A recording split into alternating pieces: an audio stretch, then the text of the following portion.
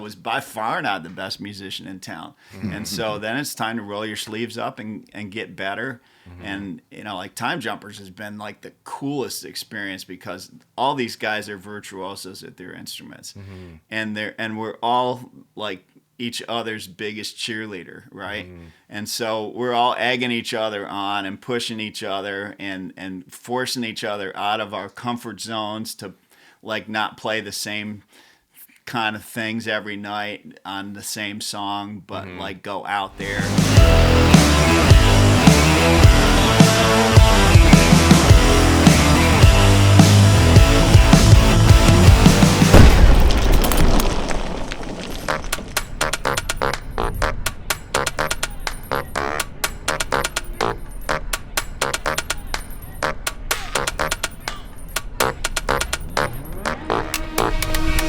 Funny too, because the way we'll release these episodes, it's gonna feel like we literally spent an eternity in Nashville. I know.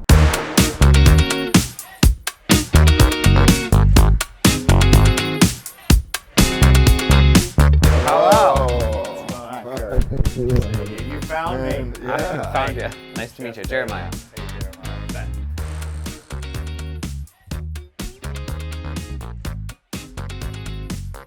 Well, can I do a couple things? Can I throw this on you? You're going to.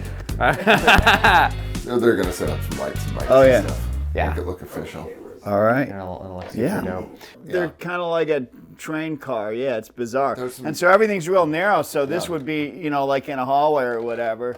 But it's got in. It sounds like a saloon piano, right?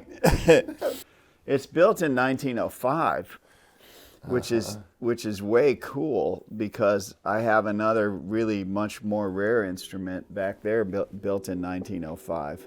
It's the most unused and novel thing that I have in here.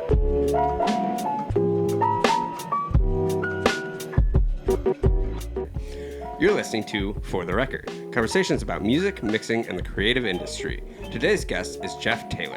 Jeff describes himself as the most fortunate accordion player on the planet. The most fortunate accordion player on the planet, huh?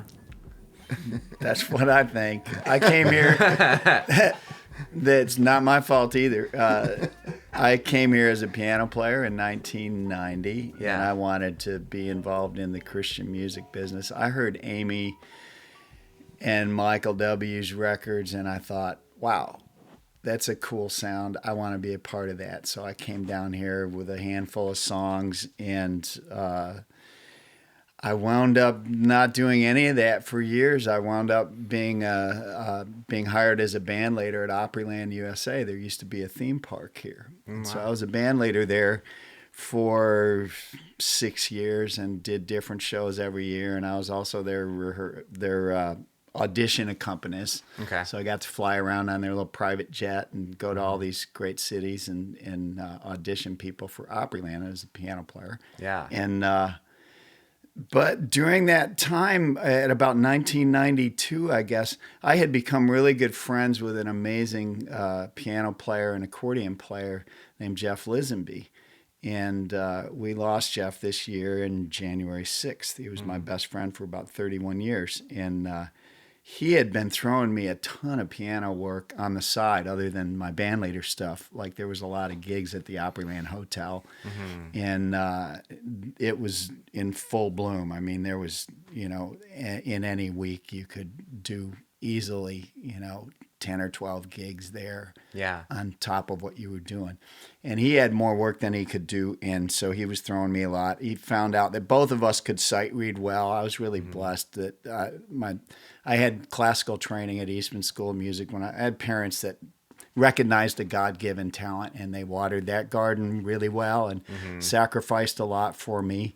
And so I came here with a lot of skills across all kinds of genres, classical, some jazz, country, gospel, bluegrass, Celtic, all that stuff I had played, and a lot of ethnic music in my father's band since I was 10 years old. His accordion player moved away to Chicago nice. for a job, and I knew all the music and in my dad's band. I was playing accordion, and my dad went to the union and asked him if I could play with the big people, and they said, well, he can't join the union, but this is old Italian guys. But if Dad's on stage, he can play the gig, So I was making $20 for a 4-hour gig in 1967, which the adults were real happy with. My trumpet teacher at school was one of the other players in the band, and he was making $20, and so was I, but he was paying work dues, and I wasn't. So anyways, I say that all to say that when I was 18, I traded my accordion for a 335 electric guitar. I thought I'd get more girls, and never looked back. And I moved here when I was 33 years old. And everybody's doing the math and going, this guy's old. And they're correct. But anyways, I moved here and I didn't even I hadn't touched an accordion in 15 years. Mm-hmm. And then in 1992, after Jeff had sent me on all these gigs and Broadway show kind of things and whatnot, he asked me one day, he said, you ever play accordion? And I said, kind of embarrassed. I said, yeah, but I didn't tell him I never liked it. But I said, yeah, I did, but I don't even own one. He goes, well, you need to buy one like this week. And Jeff wasn't very assertive if you knew him at all. But so I thought, oh, okay. So I came home and told my wife, and we scraped up like $250 and bought one in the Trader's Post, and I fixed the keys with Banjo and paid for it in about a week with gigs that Jeff had given me. Uh-huh. But I still, I never really connected with the instrument. I didn't think it was cool or anything. Mm-hmm. And then fast forward, I was assistant conductor at TPAC for several years, along with doing Opryland stuff. And we were doing Fiddler on the Roof, and it was a really great production. That music is brilliant. The libretto, everything about that show is fantastic. And there's an accordion book that's like 95% accordion and a couple celeste parts in it, right? And we had all these like A-team players in the pits, like, Mike Haynes playing trumpet, Barry playing trombone, but Dennis Soley was playing clarinet. And Dennis, I mean, he's like one of the most brilliant, wise old men jazz sax players in town. Yeah. And a great clarinet player. Well, he's playing these lines, and there's these like kind of klezmer lines, right? Sunrise, sunset. There's these little fills that are really cool. Klezmer, I would call them. And Dennis is just milking them. And I had this literal epiphany. I thought I had to play the lines with him. Some of them were unison lines. And I thought, I'm a wind instrument. I can do kind of what Dennis is doing. This is an expressive instrument.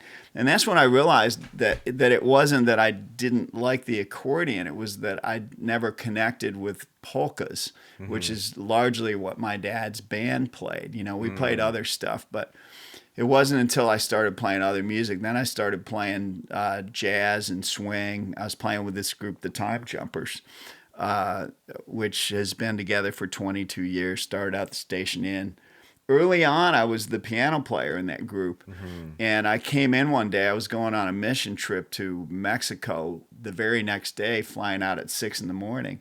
And I came in with an accordion. I didn't bring my piano. Yeah. And I apologized to the whole group as I was walking in. I go, man, sorry, I'm going to just play accordion tonight because I don't want to deal with the load out. I got to get on a plane in the morning. And I got done that night, and Hoot and Dennis Crouch and everybody in the band, Andy Reese, they're all going, man, leave the piano home. This is our sound, And because I discovered a way to blend with the fiddles. Yeah. There's 3 fiddles in the Time Jumpers, and on an accordion, the particular one that I was using, it's I won't go deep into it, but it's a tone chamber instrument. And I used one single reed, a bassoon reed, they call it. and it has kind of a covered sound like this, Okay. you know. Yeah. And so it takes the nasalness away, so I don't have any edge like the fiddles have all the edge, and they're up here. And so I'm down a little bit lower with no edge, and I'm like kind of like a cello thing. Yeah. You're And filling when space. I found my harmonic space, and it wasn't cluttering things up, you know, like I might, you know, with a piano. But then, you know, years later, Vince was in the band for about 7 or 8 years, and he's the one that asked me to bring a piano because we were going to do a few more country things. And so now I play about half piano and half accordion, which is great because, you know, my piano work went up because, you know, people in this town will pigeonhole you as something. And I play a bunch of instruments, but I'm known as an accordion player.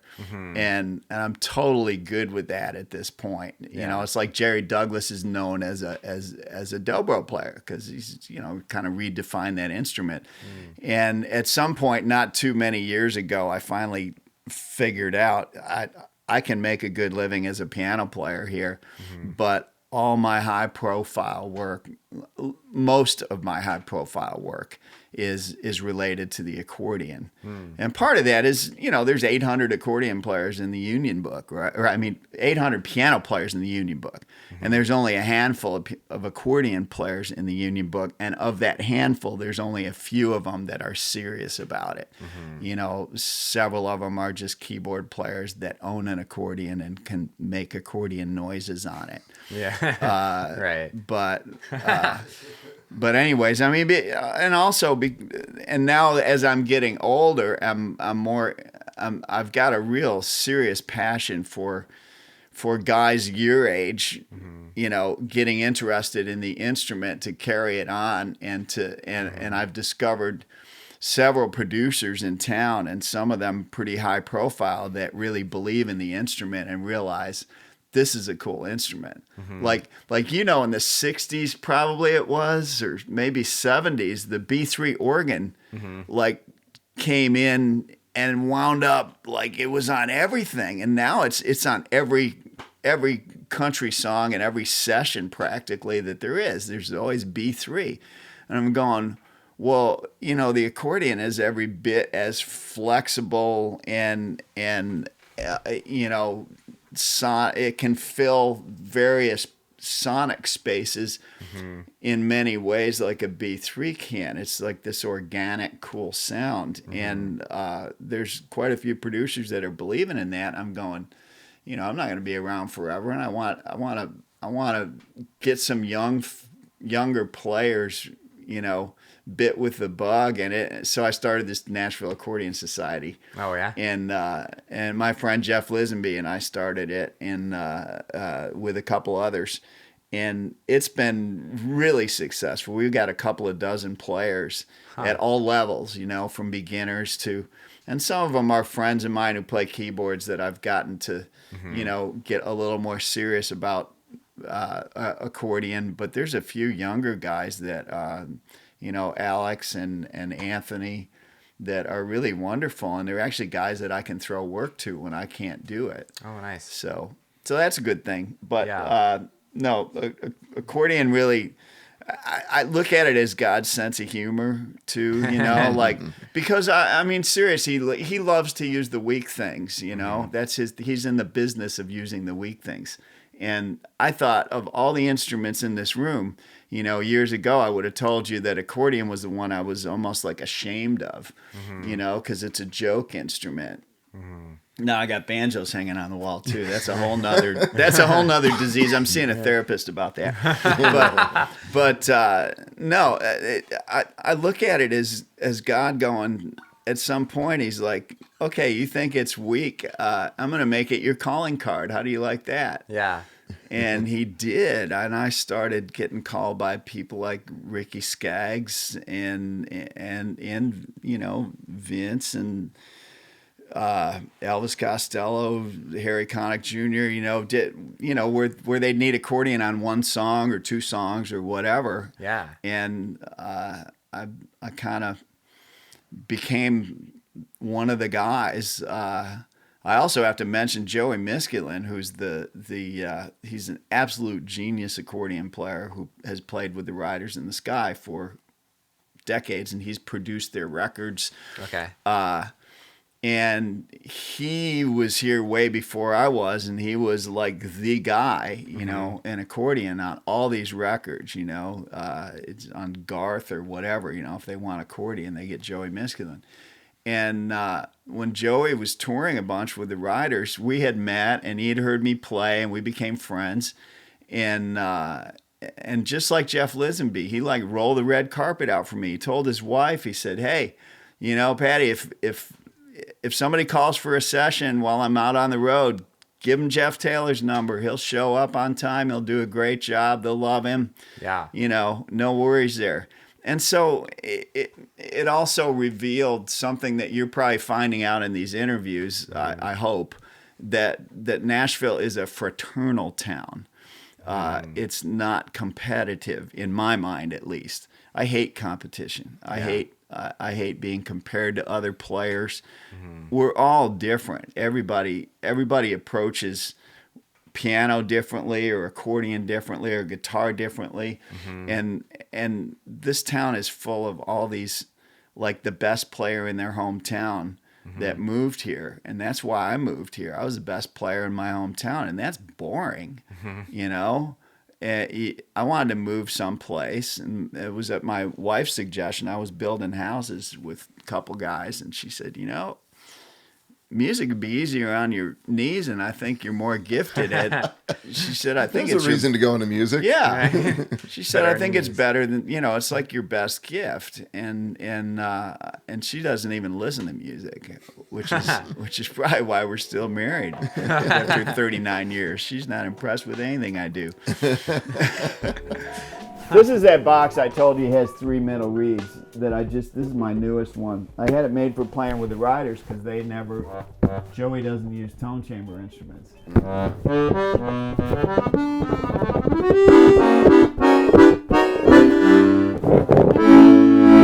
So it's got that point on it. Yeah. You know, So just to make a point, every one of these, here, come in close. Yeah.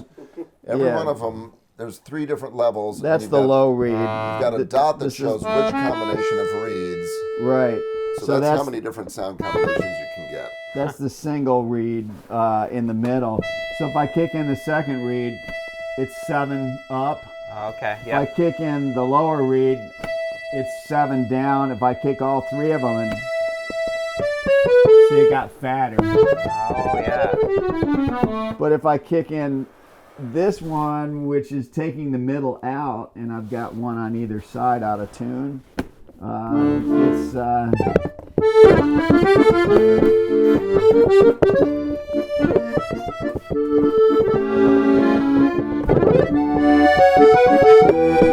you know, it's got that Italian thing or French.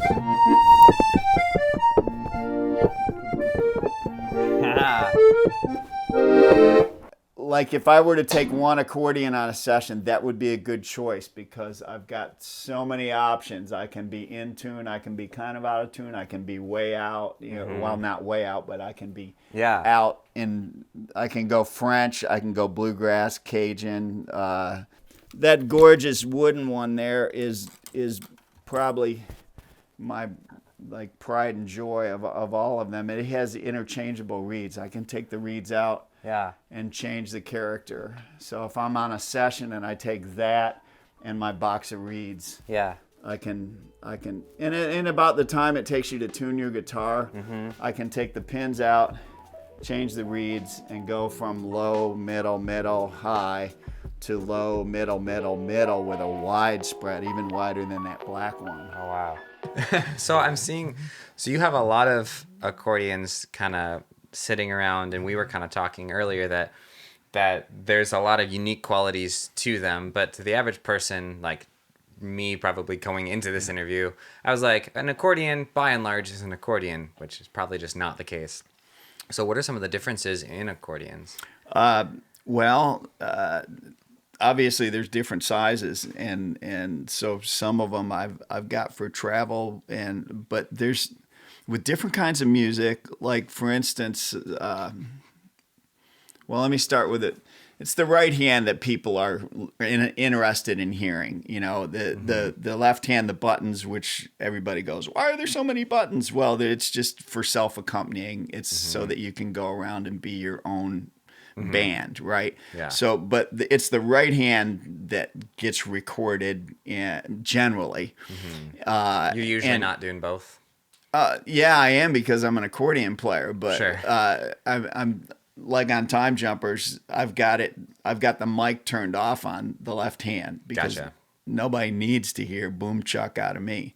You know, we've got a whole rhythm section to do that, and it's the right hand. But there in accordions generally, if you think of it as an organ, maybe because that's a little more accessible. There's a low in general. There's a low reed, which would be like your 16-footer on an organ, and that they call it the bassoon reed. Then there's a middle reed, which they'd call a clarinet. That'd be an 8-footer. And then there's a piccolo reed, which is a 4-footer. They don't always have a piccolo reed, but the large ones do. What makes an accordion, the first thing that makes accordions way different is they'll put more than one middle reed in. Okay. And they will detune one of them. And that automatically gives you a different quality. So I've got all these accordions where like the one right next to you there's 2 reeds in the middle and 1 low. But when I have those 2 reeds in the middle on, they're almost unison. So what that means is that would be what I'd pick up to play with Ricky Skaggs. And I could double fiddle lines on that, and the fiddle player wouldn't look at me with a nasty look, you know, going, who do I tune to? Right. You know, because it's just about unison. So I can play, you know, that's for like bluegrass solos. It's also really good for Celtic stuff. Okay. Because same thing with Celtic music. Over the years, the reeds have getting closer and closer. If you listen to some of the old Celtic stuff, there's a wider, you know, disparity there. This one here has got just a little more wideness, but not enough to aggravate anybody. So it sits in a track really well. Okay. You know, and then this one here has 3 reeds in the middle and a low reed. And what I did was I had these built custom for me. Okay. Oh, wow. So Nice. this one has like they're equidistant. So I have one that's A440 and one that's +7, one that's -7. Okay. So if I put, you know, 2 of them in, it's got a little character to it, right? If I put 3 of them in, it's got more character to it. Might be good for polkas and stuff. But if I pull that middle one out, I'm still theoretically in tune, +7, -7. And it's great for like French music. Okay. You know, immediately you're at a French cafe when you hear something wide, right? Huh. When you hear something really wide, you're listening to AM radio, Mexican stuff, Tejano, Cajunta stuff, in your face splat. Yeah. You know, so that little blue one over there has got that, the little honer's got that kind of obnoxious, you know, listen to me, I'm an accordion, dang it. Right. Okay. That's fascinating. Well, and then like I mentioned the tone chamber thing too, and that a tone chamber is like all the reeds are coming straight out the grill, right? Yeah. In a regular accordion. In a tone chamber instrument, they take 2 of them, the bassoon and generally one of the clarinets, the one that's in tune, and instead of coming out the grill, they face them perpendicular, so they're going into a wooden box, Okay. like a wooden chamber, and they're swirling around in there, and then they come out the front. Okay. So it's like all of a sudden, so it completely changes the EQ on it, and it makes it rounder as opposed to pointed. Yeah. So those are the ones that I would play jazz with, or Okay. swing, or with the with the Time Jumpers. There's a softer quality to it. Yeah, softer, gentler, but I can still get loud, you know, with it. And of course, you know, the bellows are what make you louder. And then there's also a different way to access the sound of the reeds. Like this one here is a chromatic it's a chromatic button accordion. Okay. Okay. So it actually has way more range than a keyboard accordion because, all these buttons. And you can put your hand down and make ridiculously big intervals in the chords with one hand. Okay, you can reach 2 octaves easily and then fill in the spaces. Yeah. So, and I'm dabbling with that just because I think it's cool. And then there's like the one on the far end over by him is it.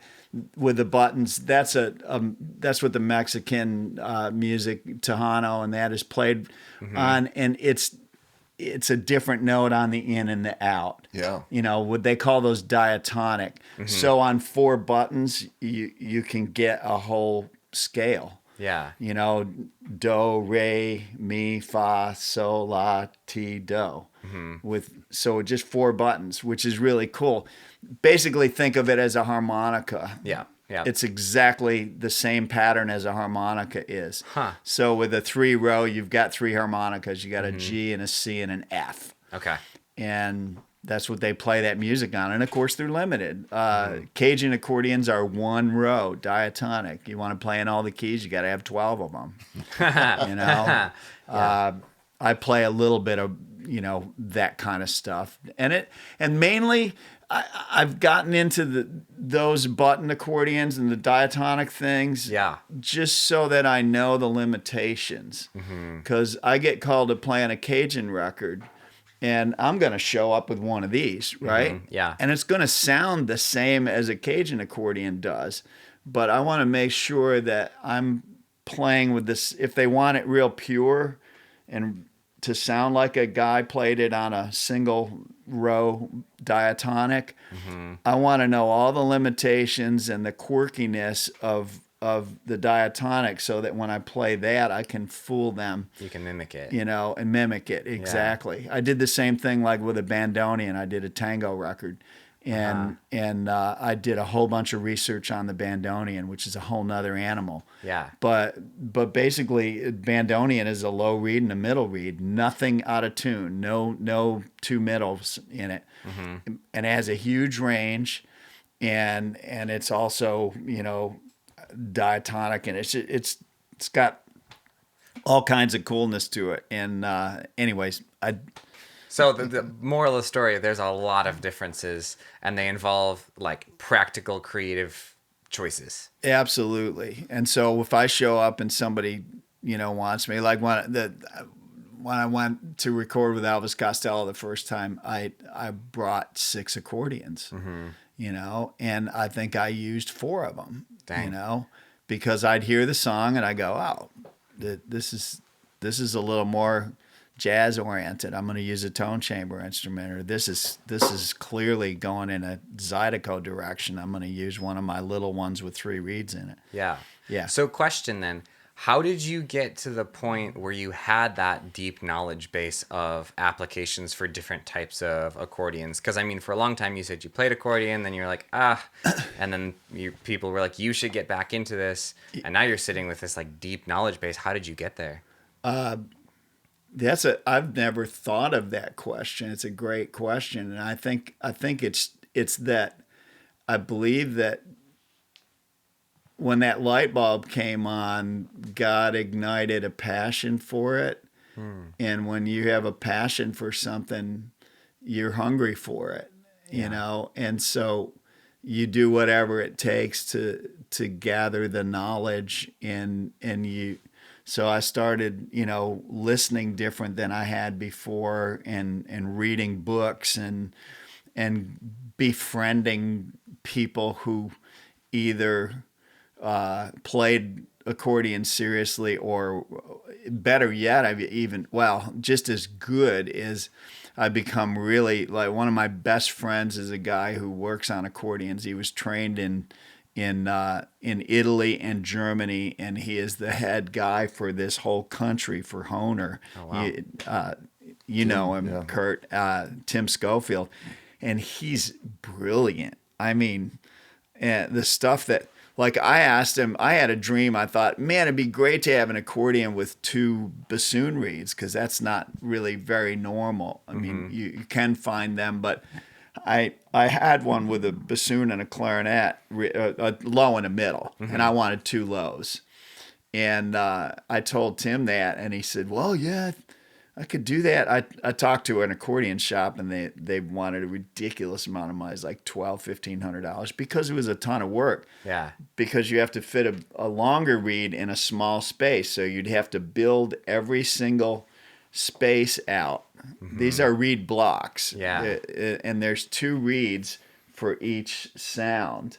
So for a low bassoon C, there's an in reed and an out reed. Okay. So for every one of these keys, if there's 3 reeds on this accordion, there's 6 reeds per note. Okay. Yeah. So there's a ton of reeds in there, and they all have to be tuned. So he had to build spaces for all those, and he did it. And I remember him saying, I said, well, how much do you want? And he said, I don't know, would $250 be okay? I said, no, it wouldn't be. I said, like $400 would be cheap, Right. So, yeah, I wound up paying him well and giving him a rototiller that I didn't need. There you go. That's Anyways, barter. yeah, exactly. But and it's brilliant what he made me. I've got an accordion now with 2 low One of a kind. reeds, and It's kind of like, because probably not a lot of your audience is, accordion aficionados, but, Right. you look at guitarists and like, oh yeah, why do you have more than one guitar? Well, this one has this tone to it, and this Right. one plays this way. And if I really want to rock out, I use this one. It's the exact same Yeah. thing with accordions, That's- which people don't realize, because I'm a hack. I've got a couple accordions because I find it fascinating. It's like, oh, the detuning, you're like, oh, I'm in a French cafe. Okay, another type of tuning. Oh, I'm in a German band. And the more I started looking into accordion, it's like almost every European, both Eastern and Western European music, there's accordion in it. There's this reed instrument because it is so portable. It's a one-man, one-woman orchestra. And that left hand that nobody knows what's going on over there, it's fascinating because some of those buttons, they all look the same, but it's, you've got a button for the bass sound. You should pick one up and show it. You've got 2 rows of buttons that just cover the bass sound. Yeah, And then you've got all these different chord options with all these other buttons. So you can create your bass chords, bass chords. Yeah. And then you can do whatever you want on the right hand. Yeah. And so you can cover every part, Yeah. the bass, rhythm, melody. band in a box. Yeah. It's great. Yeah, they're like painfully logical the way they're arranged. Yeah. They're Isn't it circle of fifths? Circle of fifths. Yeah. Good man. Thank you. Jeremiah. I researched Came it once. prepared. Yeah. I had an accordion phase.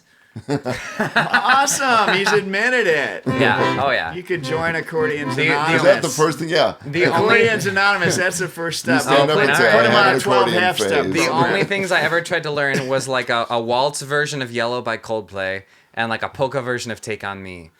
Excellent. Those were the Excellent. 2 things I was like, okay, I'll practice this. That's Yeah. awesome. Yeah, the left hand is all. You got a 1 chord, a 5 chord, and a 4 chord. 1, 4, 5 everywhere. So Yep. I look at this as being more like a guitar because it's patterned. You learn a scale, and you can play it everywhere.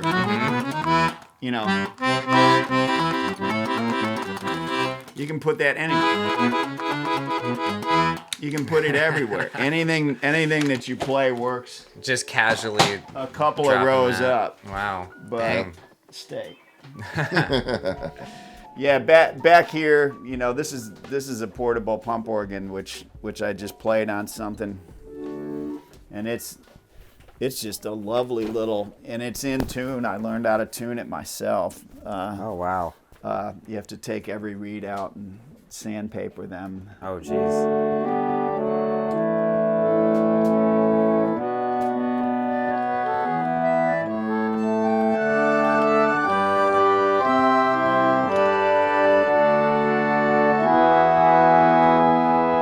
See, this will kick a second reed in. kicks an octave reed in. That's what I heard when it. Yeah. And it literally folds into itself. I mean, this folds down and it folds in. It's that big. So it fits in the back seat of my car. Was that one of those? They made them for like World War One. Yes. The chaplain could carry an organ the around. chaplains until 1962, I found out. I was at the Cove and some chaplain came up to me. He said, till 1962, they issued them, and there were blue ones for the Navy and green ones for the Army. And the assistant chaplains all had to play. And I had a blue one, and Ben Shive fell in love with it.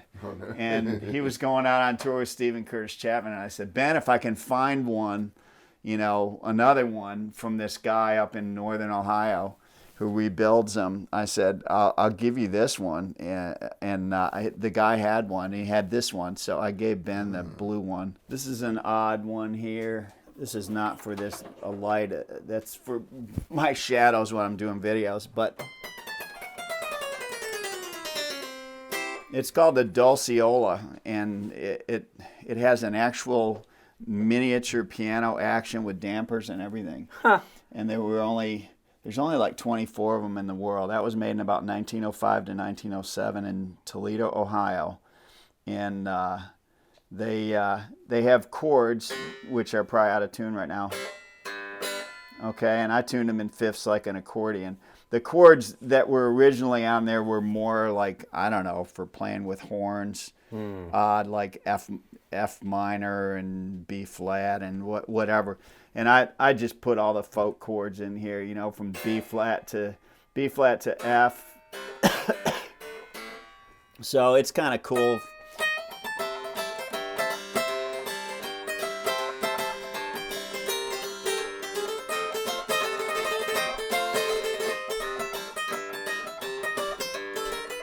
So for stuff like that, like a miniature saloon piano, or even like class,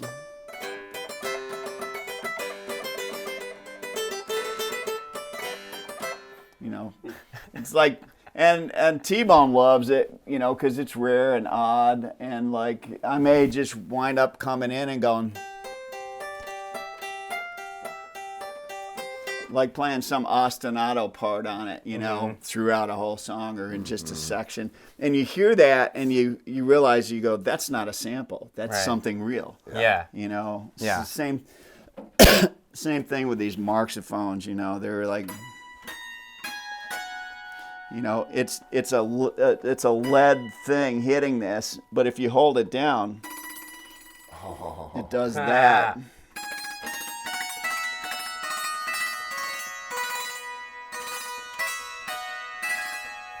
But that's amazing. That's another thing where it'll just appear on a track, in a place or whatever, Yeah. And now that just plays a scale. So that one I got tuned to B, and this one here I've got tuned to C. You said that you can get pigeonholed in the industry, especially as an accordion player, and you're okay with that now. But you casually mentioned that you play a lot of other things. Yeah, at various levels, and some of them I will call live instruments. Like I'm playing at somebody's wedding today, and I'm playing accordion and penny whistle and mandolin. Okay. And when he mentioned mandolin, I told him, I said, I'm not a real mandolin player, because like Andy Leftwich is a real mandolin player, and Aubrey Haney and Ricky Skaggs, and I have lots of friends that play mandolin. Right. But I have I have a nice mandolin, and I actually, in fact, that wall there, I was building the studs wall for it, and I shot this finger with a 3.5-inch ring shank nail gun through a glove and out the other side. And I went upstairs and I told my wife, I said, honey, we got to get somebody to pull this out because I can't get it out. And she freaked. And so we went to the emergency room, and I told the doctor I had an extra fingernail. And he liked that. And he numbed it up and got some vice grips and pulled it out. And I could only bend it that far. And then this was one of the years I was on, I was at the General Jackson still. A band leader on there. I was playing piano mainly. But I picked up the guitar player's guitar, and I played a couple chords, and the F chord hurt. And I thought, I bet you this would be good physical therapy. And then I thought it through, and I thought, if I bought a mandolin, that's really small. Oh yeah, a lot of And precision so- and extra strength because it's double stringed. Yeah. In a month, I went from that to that. You know, Nice. just running scales on a mandolin. Yeah. And so then I wound up with, a double that I'm kind of a hack at. But I played it on a few records, when the part's simple or whatever. Yeah. I just, I have a speed bump like anything. You pick up a new instrument and you want to play it as well as you play your best instrument. And, you have to go back to when you're a kid and practice scales and all the boring stuff. Yep. And so, I'm serviceable at that. I've really gotten way into clawhammer banjo, which I have used on sessions some. I'm fascinated with all the tunings that you can use on those things. It's kind of the kinder, gentler banjo, It's you're playing with one fingernail and your thumb. It's not like picks. And so I'm into that. And this is a bouzouki that I actually built with a friend of mine who was the postman in Watertown. And, it's like a Celtic-y. It's kind of like, I picture it as like a 12 string without the clutter. Are some of the strings like drone strings, or do you play them technically too? Well, it's tuned just like a mandolin, but they're octave strings. Oh, Okay. So it's got like a 12-string guitar vibe on a mandolin. Exactly. Okay. That's why, and it's, to me, it's like a 12 string without the clutter, because with only 4 sets of strings, it doesn't have as much. These are unisons, the top strings are unisons, just like on a 12 string. Yeah. But You said it's tuned like a mandolin, but is it like is an octave well, lower? I've got it Irish tuned right now, which is like a mandolin down here, G, D, A, but then the E is dropped to a D. So okay. Yeah. So then it becomes kind of like a dulcimer. Yeah. Yeah, it's like got a G2 open string strum kind of sound. Yeah, but it's Yeah. cool. And that 10-inch banjo I built with my friend Dave Dillard, who's probably one of the best banjo builders on the planet, and as far as open backs go, he just went full time, and he built the 12-inch one there. Which one is it? I want to hear. That's the 12-inch. This is the one that I built, and it's built with nylon strings. Oh. But when you talk about claw hammer, what does that mean?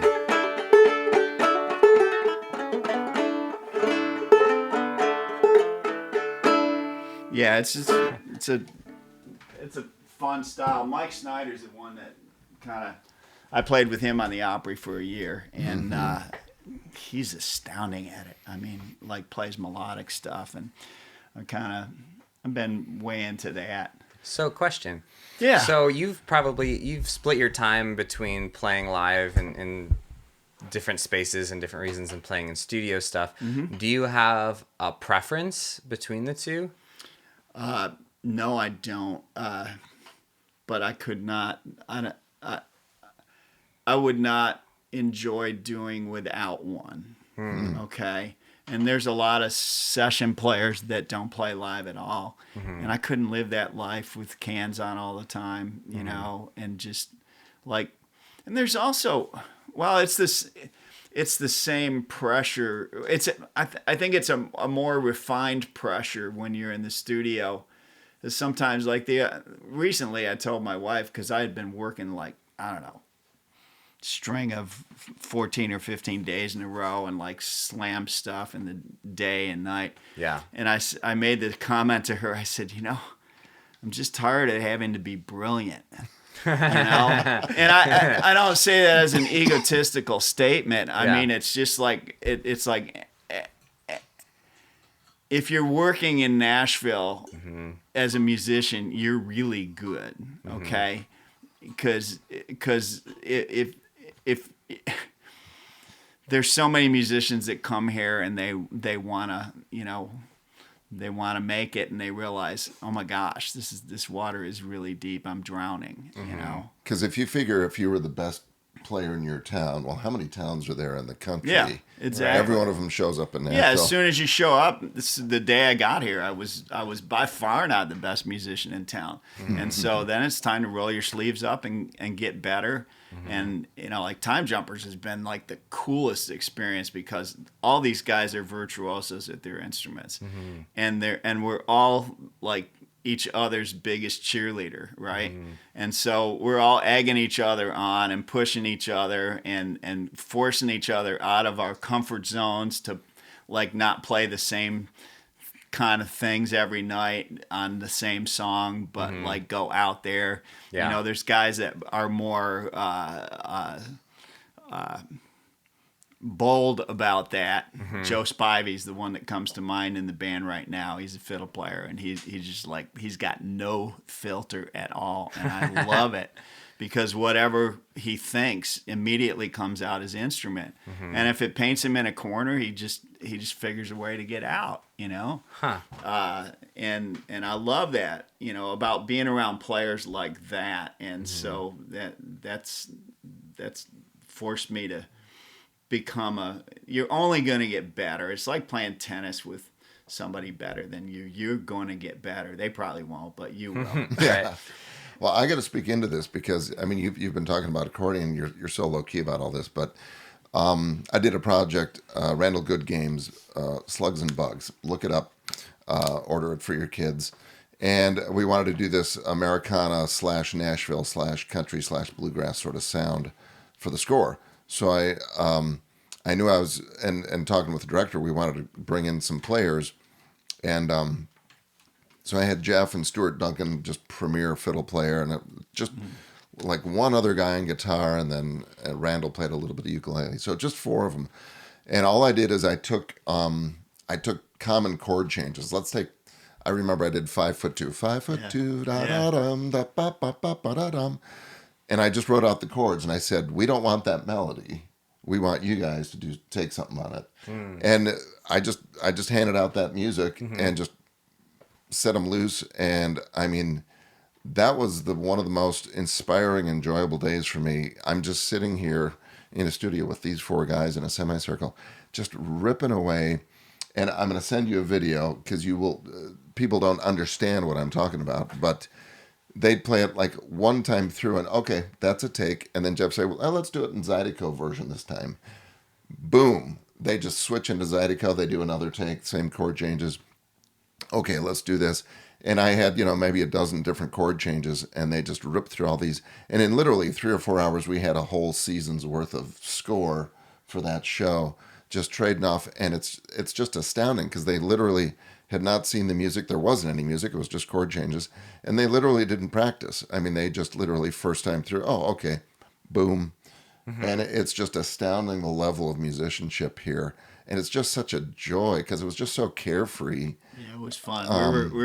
There was no stress in the room. And part of that is to Kurt's credit of whoever's directing traffic, can create a mood of freedom to be who you are and do what you want to do, or they can corral you and make it stressful. And he manages to create a free atmosphere also. And then when you see the end result, the way he uses all that stuff that we did in just the right amounts, like a master chef, putting a little pepper in here and a little garlic salt in here or whatever, and he's the guy that does that. I am super big Kurt fan, have been since Larry and Bob. Shout out to Kurt Heineke. Come on. But I'm a hack. That's why I'm not a studio musician. I only work out of my studio because I can fix everything. But I think that's one thing that we learned from you is, your main instrument, you came in thinking you were going to be a writer, then you were a piano player, then you were an accordion player. Most everybody that's serious about music has more than one instrument. So Jeff, he's got, stacks of Irish whistles over here because he's a killer Irish whistle player. He's got a baritone and a trumpet because he grew up as a brass player. he's a keyboardist, he's a guitarist, he's an accordion player, and I'm sure he's going to say he's stronger on one than the others, but he's used every one of them because, hey, this piece just needs a little bit of this little lick. This magic opens up. And so, I was the same way. It's like, in my 30s, I was like, I really like this Irish whistle sound, and I picked one up and got a CD, and I taught myself, and I've done 13 projects for Mark Hammond on Disney stuff, but I am like this compared to a Jeff Taylor on Irish whistle. But I figured out if I bend this note, if I play vibrato this way, it gives it a sound. It's musical. We talked about that one in my interview. Yeah. It's the musicianship. It's not the instrument itself, but it's you figuring out how to breathe with your accordion to follow a lyrical line instead of just boom, chunkin', chunkin', chunkin'. Yeah. So it's all that musicianship. Yeah, you made a good point about the whistle, because to me, I'm a hack at the whistle, and when I look at John Mock and Sean Cunningham, there's a few really like true traditional Irish whistle players in this town. I mean, Sean Cunningham he played my B flat whistle on something. I had a John Cint, which is kind of a rare whistle, and it's like a few years to wait on one of those, and he freaked over it. And at the end of the night, I said, just keep it, Sean. Because I have, an inexpensive B flat whistle for what I do. But it's what you're touching on there is that a truly good commercial musician, which is what both of us are. I mean, we know what works. We know how to come up with a line. So if you gave me a saxophone, which I don't play, and you gave me the day, and I had something that needed just a little bit of saxophone on it, because I know what musical lines to play on any other instrument, I would come up with something that would work, and it's more about being smart and thinking like a commercial musician. You don't have to be like a heavy jazz cat. Yeah. But in the same way, like, you would not believe the Nashville musicians, and you know this, that are insanely good jazz musicians that are playing on all these country records. Yeah.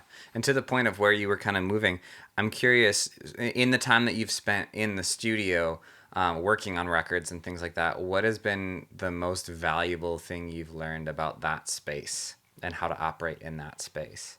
Oh, I got a great quote for you. Kenny Malone. Did you know Kenny? Mm-mm. Kenny we lost Kenny this year. He's 83 years old. Brilliant percussionist. He played on, Give Me the Beat Boys that bleed my soul. Yeah. It's Kenny. Kenny became like this great Americana folk percussionist, just like brilliant player. He played on all of Buddy Green's records with me. And he was being interviewed by Modern Drummer or some magazine once, and they said, how do you come up with such a great part, in the studio? And Kenny he didn't even skip a beat. He goes, I got one rule. And I go, what's that? He said, it's got to be better than silence. And that's one of those things that really just grabbed a hold of me, because so much. I was doing a track before you came here for is a Fanny Crosby lyric that they found, like, Fanny Crosby wrote like 8,000 hymns, right? The blind hymn writer in the 1800s. Yeah. And but we only have a handful of them in our hymnals, and somebody up in Chicago at Moody. Yeah, at Moody, they found all these. They had them at the C.S. Lewis Library, I think. They had them in that area. Oh, wow. They had all her lyrics, and somebody in Nashville got a hold of them, and the different guys have been writing, to that, and they're working on a project of this. And I played on something that Joy Williams sang, from the Civil Wars. Gorgeous voice. And the producer told me, and he's not going to be here, which is a little daunting when you're working on your own. It's fine when somebody sends you something for an independent record, but if it's like somebody, you know, that's big, you know, Yep. I'd almost rather the producer be here. But he trusted me, and he said, I'd say less is more. And that's like it's such a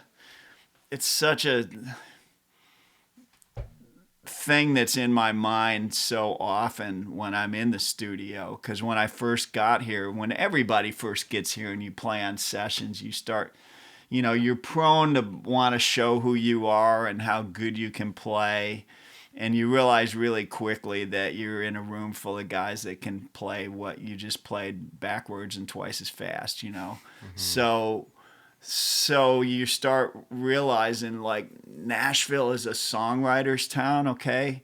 And so the song is king and the lyric is king. So everything that I play in the studio, if it's not an instrumental, you know, if I'm playing on somebody's song, that was the other thing about Kenny Malone. He wanted a chart, but he wanted the lyrics also. He wanted to see what kind of mood he was creating, you know, and it's odd. I've played with some very well-known musicians that are in different genres like Celtic and in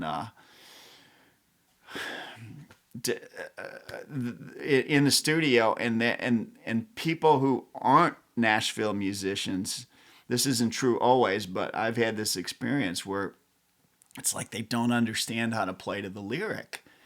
So they'll be playing over the top of somebody singing. Yeah. And it's like, no, you don't do that. You know, if you're a rhythmic instrument, yeah, you're providing a bed for them to sing over. But if you're any kind of a fill instrument, don't even think about filling over a lyric. You know, that's what we're trying to get. That's the point of this song. We're trying to get across about the whatever it is. I don't care if the dog died or the, you know, the truck quit or whatever. You know, but we're telling a story here. Yeah. And so the idea is to stay away and play in the holes, and even then make sure that it's something that doesn't draw too much attention to I gotta be me. You know, no, it's not about me. It's about the song. Yeah. And if I could say one thing to any young players out there, you know, about Nashville, that this is a great place to be in school, you know, and learn how to play a song and how to, you know, there's a verse in John 3:30, he must increase, I must decrease, you know. I always feel like that when I'm working on somebody's project, they called me for a reason, they want me to be there, but it is not about me. You know, if I'm making my own record, then that's different, you know. Yeah. That's cool. Has the accordion? Well, I think about. I mean, you've done all of these things, but then when I heard you're playing with Riders in the Sky, I'm like, that's Woody's Roundup. That's Disney. That I mean, people know that. You know, Woody's Roundup. Yeah. How many times have you played that now? Yeah. And I know that you know you weren't a founding member. You're filling in for the other guy, but you know, any fun stories with that? Just or you know, has the accordion opened some doors? Like you've got a picture of you with Billy Graham there on the wall. Like, man, I got to do this because... Yeah, it opened a ton of doors. Like, yeah, playing with Buddy Green opened a ton of really cool doors for me in the, you know, in the gospel world and in the bluegrass world. Playing with Ricky Skaggs, he had me on a record. He is early on when I started back to the accordion, and he was producing a lot of stuff. And like all of a sudden, accordion started... creeping back into the bluegrass world. You know, Bill Monroe had an accordion player in his original Bluegrass Boys. Wow. And so yeah, Sally Ann Forrester. I think it's Howdy Forrester's wife. This is back in the 40s. And but anyways, there's like a guy like Ricky Skaggs trusting you with his music, and then all of a sudden putting me on, you know, records that he's producing on one or two cuts here and there. It opened up, you know, a whole bunch of doors, and Yeah, playing with the Riders has been just a blast. I always feel like I need to buy a ticket when I'm playing with them because they're so darn funny and they're so, and they're just, to me, they're the most entertaining thing on there on any It's given entertaining. night, Yes, that's what because you said. it's like old school entertainment. They're funny. They're brilliant musicians. They're back to the days of when entertainment was like this. It was like larger than life, and there's something about them too that, I mean, it appeals to the kid in all of us. And I noticed when I started doing some road trips with them, because I've done some with them, that there was often like an older or younger Down syndrome child or person in the audience that were just like all dressed up like a cowboy and freaking out and making great. noises during the show and all that. And when we get to the end of the show, and we go out to the record table, they would make a big deal over these people, these kids, and they'd we'd get them to stand in line with us and do the cowboy way pose, with it was just the respect and the love that they treat their fans with. I love that. And then also one quick funny story. The first time I went on the road with them, probably 10, 12, 15 years ago, I don't know, I had played a few songs with them on the Opry, but this was like doing, 2 hours. Mm-hmm. So I got thrown into the fire. We get in the van. We drive to like Oklahoma, long drive, and get out of there. We get ready, and we're doing our first show. And I got my 2 Tractor Supply shirts, snap-ups, and they got their like $2,000 Manuel shirts. They got a whole rack of clothes in the back of the van, and they've been doing it forever, and they've had all these things made by Nudie and Manuel, and they're gorgeous.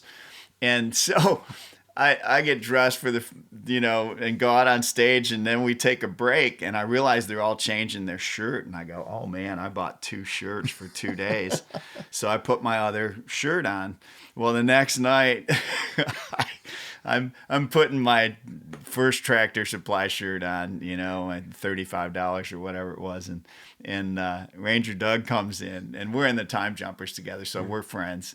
But he comes in with this gorgeous green shirt with red roses embroidered on it and roping and all this stuff, and he holds it out and he goes, hey, Jeff, why don't you try this on? And in my mind, I'm going, okay, translation, your Tractor Supply shirt sucks. And so I put it on, and it fit like a glove. I mean, it was great. And I went out there and really like felt better and everything. That's amazing. And at the end of the night, I give it back to him, and he goes, oh, just hang on to it. He said, I'll never fit in that shirt again. And then like, the next year, he lost 30 pounds. And I keep going, Doug, do you want your shirt back? He's got like 60 shirts. He said, no, it's yours. And he did the same thing with my cheesy hat. He comes in with a hat box to the Opry one night. He goes, hey, Jeff, what size hat do you take? So he gives me this hat, and it's like, you got to check the door size when you walk in with this giant cartoony cowboy hat. And it's very expensive, of course. And translation, your Tractor Supply shirt hat also sucks. So now I have a really great hat and a really great shirt, and I'll wear them tonight after. That's awesome. After I play the wedding. Well, hey, thank you so much for sitting down and chatting with us, letting us into your studio. You're very welcome. And just telling us some stories and teaching me about all of the differences of accordions. I feel like my knowledge base has quadrupled, at least. So thank you. You're welcome. You're welcome. My pleasure. My pleasure. All right, and thank you, Kurt, for following us along all season. Oh, this has been my treat. I've loved. I want to hear these stories. Co-host, really, yeah. Yeah. No, this has been great. Yeah. The Ed McMahon of Jeremiah's podcast. Yeah, if there's a lull, I'll jump in with Right. something. No, it's been great. Appreciate it. It's been a great season. So. Yep. Yeah. Yep. All right. Well, we'll see you guys next time. In season 3. Season 3. Bye. Yeah, so It's been really. I have a bunny at my foot. Come out to visit. Hey, girl. And so being this ambitious, like 12-year-old kid or something, I went on Google and found Kurt's email address, and I was like, hey, you should make the music for this movie that I'm making. Oh my gosh. Right, I need right? to be interviewing you. This is going to be way better than any of my stories. Dude, nice dog. Oh yeah, that's Elwood. He's our director of client services. Wow. Yeah, welcome. Anyway, yeah. It's beautiful. Actually, welcome. Even Yeah. though I welcomed you like an hour ago. Do you know what ADATs are? Yeah, but I couldn't tell you. That's when music started going down the crapper. Because everybody's working at home. Right. Like I am now. I love it. But 5,000th consecutive Saturday night show Holy on cow. radio. Isn't that amazing? 5,000. 5,000, yeah. They've been counting them down, too, the You've last... been there for every one of them, right? Yeah. You don't look that old. Yeah, thank you. All right. Veggie tales, veggie tales. You can say Nacho Favorite Libre. show. It's okay. Favorite show. Favorite good too. for the record. No, I'm kidding.